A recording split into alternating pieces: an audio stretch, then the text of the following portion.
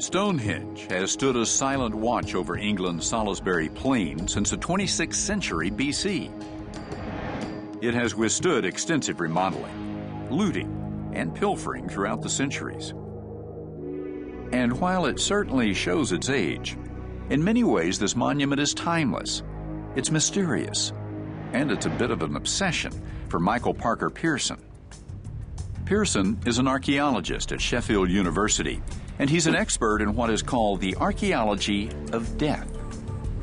He's been digging in and around Stonehenge since 1998, when he came up with a novel theory about the purpose of this ancient ring of stones.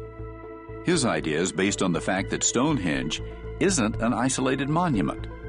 In 2006, we made a great discovery. We found a whole settlement, many houses, and these we think are the houses that were lived in by the people who built this thing here.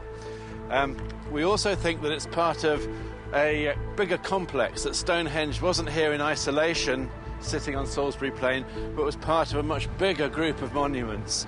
And those houses are all clustered around a timber version of this thing.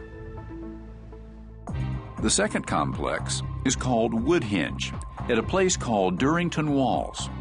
It's upstream that we've found a number of large timber buildings, and some of these are houses. We've actually got some idea of where people lived when they came to celebrate and to actually build the timber and stone monuments. And Pearson believes that Durrington Walls was a very large community for its time. It's hardly recognizable now, but may have contained hundreds, perhaps thousands of homes. He also believes that the Durrington Wall site was where people lived. The temporary wood structures housed the living, according to Pearson, and the permanent stone structures were for the dead. It's our biggest cemetery from the 3rd millennium. We estimate that there are about 240 cremation burials that were placed there. Pearson's theory is that Stonehenge isn't a lone, solitary monument at all, but rather just a small part of a larger community where people buried their dead, and their journey was recorded in the landscape and in the materials they used to build their homes and mortuaries. It's an elegant and compelling idea, and one that suggests we're not all that different from our ancestors. It's just a matter of scale.